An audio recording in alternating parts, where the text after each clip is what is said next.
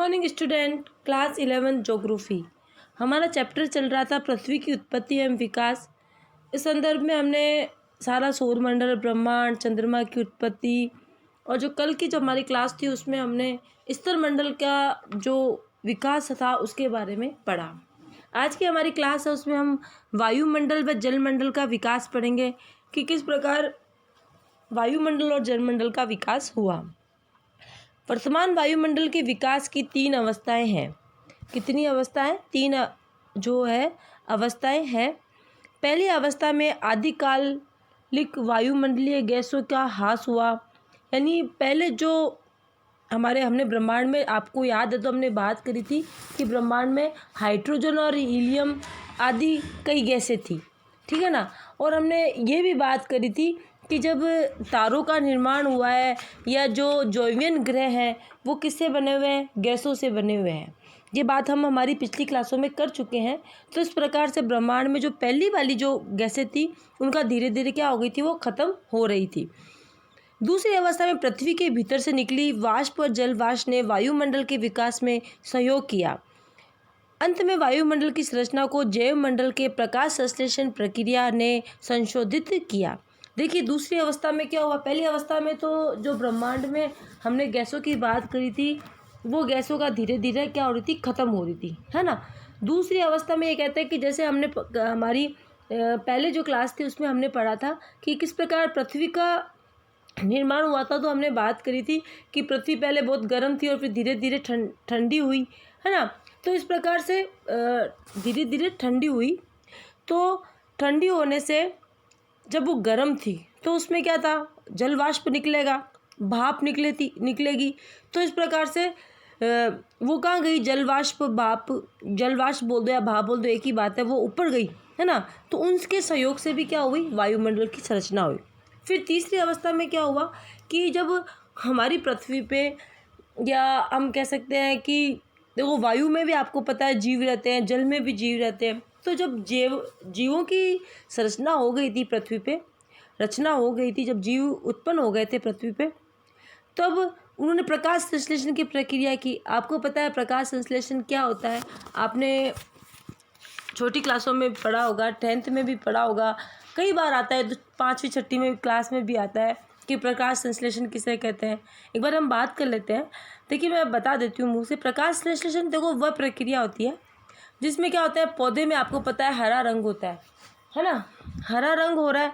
अब वो हरे रंग जैसे उसमें पत्तियां हैं, वो क्या करते हैं, उसे हम पर्णहरित बोलते हैं, आपको ये भी पता है। अब वो पत्तियों द्वारा क्या करते हैं, सूर्य की प्रकाश से वायु, है ना, उपस्थित में जो वायु और कार्बन डाइऑक्साइड तथा भूमि के जल से कार्बनिक खाद्य पदार्थ जैसे कार्बोहाइड्रेट्स का निर्माण करते हैं, जो उनका क्या होता है, उनका भोजन होता है, ठीक है। और वो क्या कर देते हैं, कार्बन जो गैस होती है ना, कार्बन डाइऑक्साइड, उस कार्बन डाइऑक्साइड गैस को तो ले लेते हैं और उसकी जगह ऑक्सीजन गैस को छोड़ देते हैं, ठीक है ना। तो इस प्रकार से प्रकाश संश्लेषण क्रिया ने भी इसमें थोड़ा परिवर्तन किया। तो 3 अवस्थाएं थी, इन तीनों अवस्थाओं के बारे में हम पढ़ चुके हैं, अभी पढ़ लिया है। अब देखिए प्रारंभिक वायुमंडल जिसमें हाइड्रोजन और हीलियम की अधिकता थी। देखो जैसे हमने बात करी थी कि जो हमारे तारे बने हुए थे या ब्रह्मांड में हाइड्रोजन और हीलियम थी, जब हमने बिग बैंग थ्योरी पढ़ी थी, है ना, विस्फोट हुआ था, तब गैसें उत्पन्न हुई थी, है ना। तो ये थी, क्या थी, हाइड्रोजन और हीलियम गैसें उसके अंतर्गत थी। सौर पवन के कारण पृथ्वी से दूर हो गया। सौर पवन आपको पता है क्या होती है, मतलब देखिए जो सूर्य होता है उससे बाहर आने वाले अवशेषित कण है ना, सूर्य से बाहर आने पवन के रूप में आते हैं, जिसे हम प्रोटॉन्स या इलेक्ट्रॉन्स कहते हैं। आपने साइंस में पढ़ा होगा 10th में। इन प्रोटॉन और जो इलेक्ट्रॉन्स हैं उसको संयुक्त में हम प्लाज्मा कहते हैं, है ना। तो उनसे क्या होता है कि जो ये हीलियम और हाइड्रोजन गैसें थी वो क्या चली गई, दूर चली गई पृथ्वी से, ठीक है। ऐसा केवल पृथ्वी पर ही नहीं वरन सभी पृथ्वी ग्रहों पे भी हुआ। पृथ्वी ग्रह हम बात कर चुके हैं हमारी पिछली क्लासों में कि पृथ्वी ग्रह क्या होते हैं। हमने देखा था कि भाई बुध, शुक्र, पृथ्वी और मंगल, ये सब पृथ्वी ग्रह की श्रेणी में आए थे, यानी इनकी संरचना पृथ्वी के समान थी। और बृहस्पति, शनि, अरुण, वरुण, ये सब जोवियन ग्रह थे क्योंकि ये गैसों से बने हुए थे, ठीक है ना। मतलब अन्य 4 गैसें जो मतलब गैसों से इनका निर्माण हो रखा था, इसलिए इनको जैविक ग्रह कहा गया था। और बुध, शुक्र, पृथ्वी, मंगल ये हमें प्राथमिक ग्रह, इनको हमने प्राथमिक ग्रह बोला था। ठीक है, अब देखिए कि ये ऐसे कह रहा है, ऐसा केवल पृथ्वी पे ही नहीं वरन सभी प्राथमिक ग्रहों पे हुआ कि जो हाइड्रोजन हीलियम गैसें थी उनको सौर पवन ने दूर भेज दिया। अर्थात सभी प्राथमिक ग्रहों में सौर पवन के प्रभाव के कारण आदिकालीन वायुमंडल या तो दूर धकेल दिया गया या समाप्त हो गई। वायुमंडल के विकास की पहली अवस्था थी। अब जब सौर पवन चल रही थी तो उसने क्या किया, जो हाइड्रोजन और हीलियम गैसें थी हमारे ब्रह्मांड में, उसको इसने जो सौर पवन है उनको या तो उन प्राथमिक ग्रहों से या तो दूर धकेल दिया या बिल्कुल उनको ख़त्म कर दिया। ये वायुमंडल के निर्माण की क्या अवस्था है, पहली अवस्था है। ठीक है, इस प्रकार पहले चरण में वायुमंडल का निर्माण होने शुरू हुआ। तो हाइड्रोजन और हीलियम गैसें जो ब्रह्मांड में थी उनको जो सौर पवन थी उन्होंने उसको दूर धकेल दिया। एक बार आप सौर पवन के बारे में लिख लीजिएगा। जो अवशोषित कण होते हैं सूर्य से बाहर निकलने वाले, जिनको हम प्रोटॉन्स या इलेक्ट्रॉन्स कहते हैं, और संयुक्त रूप से इनको प्लाज्मा कहते हैं। आगे देखते हैं, पृथ्वी के ठंडा होने और विभेदन के दौरान हमने विभेदन वाला बात भी की थी कल वाली क्लास में, और ठंडे होने वाली बात भी की थी कि विभेदन हुआ, जो हल्के पदार्थ थे वो नीचे चले गए, हल्के पदार्थ थे वो ऊपर आ गए और भारी पदार्थ कहाँ गए, नीचे, जैसे लोहा तत्व वगैरह नीचे जमा हो गए। विभेदन वाली बात हम कर चुके हैं। पृथ्वी के अंदरूनी भाग में बहुत सी गैसें व जलवाष्प बाहर निकल के आए, इसी से आज के वायुमंडल का उद्भव हुआ है। देखो, जब गरम गरम पृथ्वी थी, है ना, तब उसमें से गैसें निकल रही थी, और जब गर्म है तो उसमें से क्या होगा, जलवाष्प तो निकलेगा ही, तो जलवाष्प भी बाहर निकला। और हमें यह भी पता था कि पहली अवस्था में हाइड्रोजन और हीलियम तो चली गई थी, है ना, बाहर निकल गई थी हमारे पृथ्वी के चारों ओर से। और अब जब पृथ्वी ठंडी हो रही है तो उसमें से गरम गरम जो वो लावा है, या गरम जब हमारी धरती थी तो उस लावा में से गैसें और जलवाष्प बाहर निकला और धीरे धीरे क्या हुई, ठंडी हुई। प्रारंभ में वायुमंडल में जलवाष्प नाइट्रोजन, कार्बन डाइऑक्साइड, मीथेन एवं अमोनिया अधिक मात्रा में थे और स्वतंत्र ऑक्सीजन बहुत कम थी। क्योंकि जब पृथ्वी में से जो गैसें निकली वो कौन कौन सी थी, कार्बन डाइऑक्साइड, नाइट्रोजन, जलवाष्प थी, मीथेन थी, अमोनिया थी, परंतु ऑक्सीजन की क्या थी, मात्रा बहुत कम थी।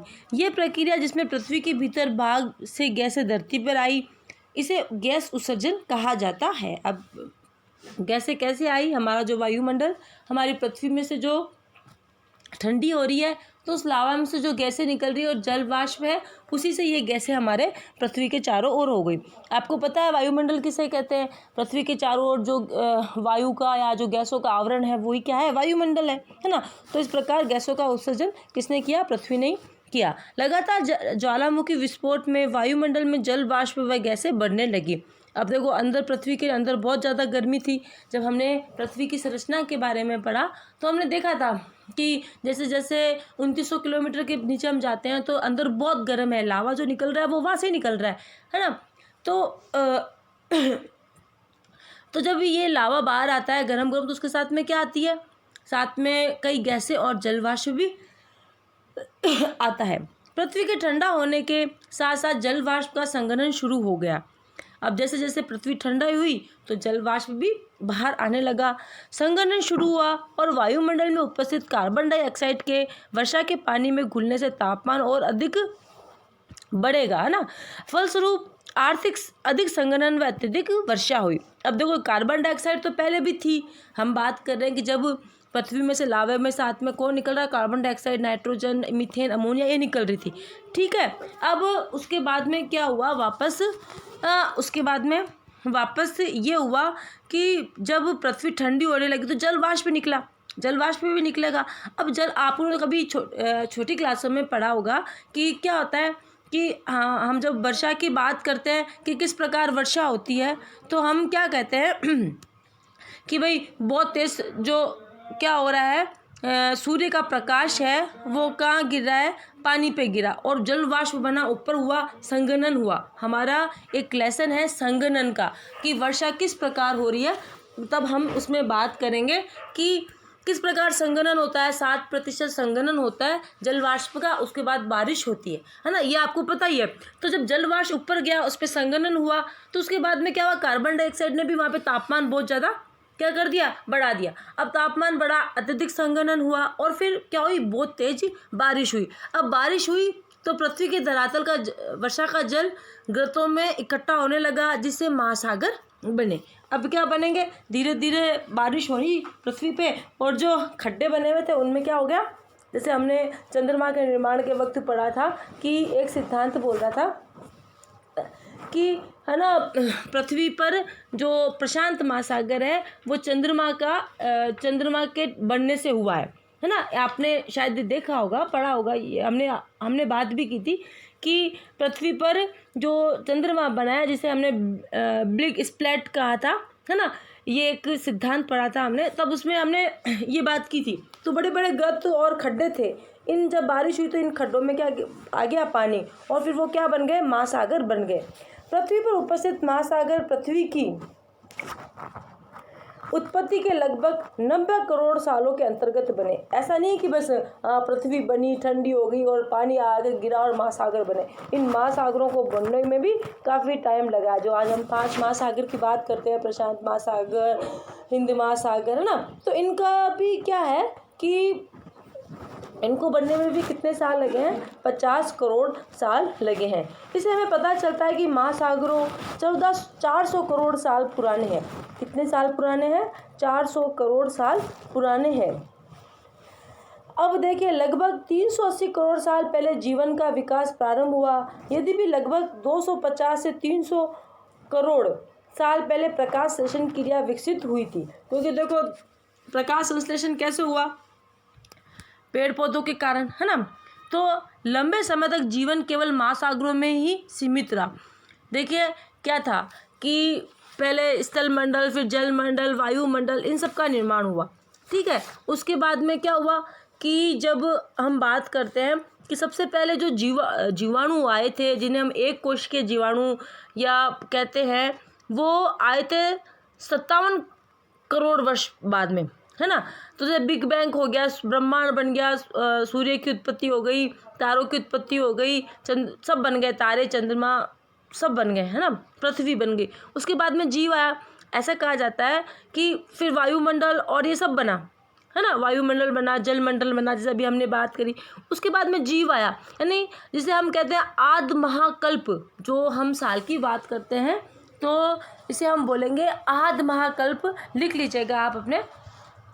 और ये बात है 57 करोड़ से 4 अरब, है ना। उस समय क्या हो गया था, हमारे यहाँ एक कोश के जीवाणु, आपने साइंस में पढ़ा होगा, एक कोश के जीवाणु, वो जीवाणु उत्पन्न होने लगे। और जो जीवाणु थे, सबसे पहले जो जीवन था वो कहाँ था, महासागरों में था। आपको पता है महासागरों में भी कई प्रकार के जीव रहते हैं।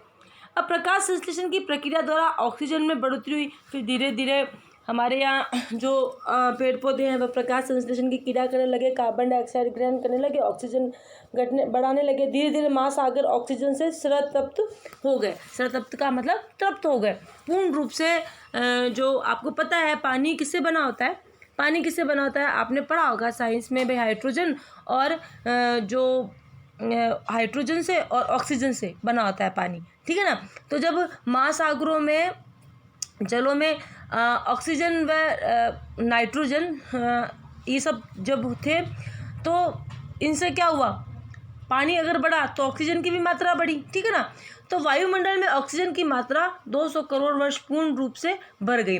जैसे जैसे महासागरों का निर्माण हुआ तो ऑक्सीजन गैस की भी मात्रा बढ़ने लगी। और फिर प्रकाश संश्लेषण की क्रिया के द्वारा और क्या हुआ, और फिर देखो पानी किससे बना है, ऑक्सीजन, हाइड्रोजन और नाइट्रोजन, इन सबसे पानी बना हुआ है, ये आपको पता ही है। तो जब पानी की मात्रा महासागरों में बढ़ी तो ऑक्सीजन की मात्रा भी बढ़ी, ठीक है ना। और फिर धीरे धीरे प्रकाश संश्लेषण की जीव जब हमारे पृथ्वी पे आए तो प्रकाश संश्लेषण की क्रिया भी हुई। प्रकाश संश्लेषण की क्रिया है तो कार्बन डाइऑक्साइड गैस कम हुई और ऑक्सीजन की मात्रा बढ़ने लगी। इस प्रकार हमारे पूरे जो हमारा जो जलमंडल है और वायुमंडल है इनका निर्माण हुआ। तो आज की क्लास में हमने वायुमंडल और जलमंडल के निर्माण के बारे में पढ़ा। अब हमारे इस लेसन का एक छोटा सा टॉपिक बचता है, उसमें हम जो जीवन की उत्पत्ति कैसे हुई है पृथ्वी पे उसके बारे में पढ़ेंगे। वो हमारी जो अगली क्लास होगी उसमें हम इस टॉपिक के बारे में बात करेंगे। तब तक के लिए धन्यवाद।